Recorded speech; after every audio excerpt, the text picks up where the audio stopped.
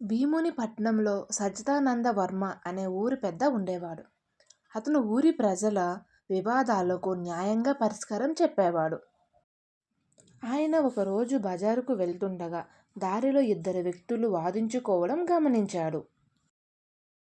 ఆ ఇద్దరిలో ఒకతను జమీందారు, మరొకతను ధాన్యం బస్తాలు మోసే పనివాడు. వారిద్దరి మధ్య వాదనకు కారణం ఏమనగా, పనివాడు ఒక బరువైన బియ్యం బస్తా మోస్తుండగా అది జారి జమీందారి కోడిపై పడడంతో అది మరణించింది.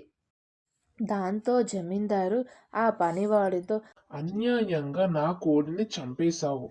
ఆ కోడి కనీసం ఇంకో సంవత్సరంలో ఎన్ని గుడ్లు పెడుతుందో అంత వేల చెల్లించు అన్నాడు.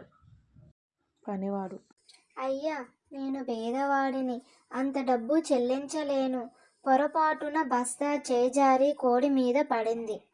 క్షమించండి, కోడి వెల మాత్రం కట్టగలను అన్నాడు. చుట్టూ జనం గుమిగూడారు. ఇంతలో అక్కడికి సచ్చిదానంద వర్మ రావడం చూసిన జనం అతను సరైన తీర్పునిస్తాడని ఆశించారు. జమీందారును, పనివాడును సచ్చిదానంద వర్మతో జరిగిన విషయం వివరించారు.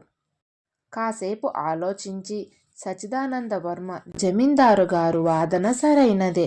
పనివాడు అతని కోడి వేల, సంవత్సరమంతా పెట్టబోయే గుడ్లు వేల కలిపి మొత్తం 100 రూపాయలు చెల్లించవలసిందే అని చెప్పాడు. అది విని అక్కడున్న వారంతా ఆశ్చర్యపోయారు. వారికి అతని తీర్పు అన్యాయంగా అనిపించింది. పనివాడు ఎంతో నిరాశపడ్డాడు. సచ్చిదానంద వర్మ, నా తీర్పు ఇంకా ముగించలేదు అని కొనసాగించాడు. జమీందారుతో, కోడి గుడ్లు పెట్టాలంటే నువ్వు దానికి ధాన్యం పెట్టాలిగా, మరి 1 సంవత్సరంలో నీ కోడి ఎంత ధాన్యం తినేది అని అడిగాడు.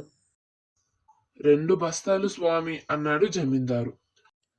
అయితే ఆ 2 బస్తాల ధాన్యం వెలను నువ్వు పనివాడికివ్వు అన్నాడు సచ్చిదానంద వర్మ. ఆయన తీర్పు అర్థం కాక జమీందారు అయోమయంగా చూశాడు. ఏమీ లేదు, రాబోయే సంవత్సరంలో నీ కోడి ఇవ్వబోయే లాభం నువ్వు ఆశిస్తున్నావుగా, మరి సంవత్సరమంతా కోడికి నువ్వు పెట్టే ఖర్చు ఏమవుతుంది?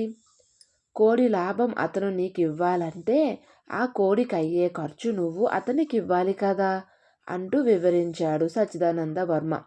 2 బస్తాల ధాన్యం వెల అతనుకు రాబోయే 100 రూపాయల కంటే ఎక్కువని గ్రహించాడు జమీందారు. గుమిగూడిన జనమందరూ తీర్పు విని సంతోషించారు. పనివాడు పొరపాటున కోడిని చంపాడు కాబట్టి అతను నాకేమీ ఇవ్వనక్కర్లేదు అని జమీందారు ఒప్పుకున్నాడు.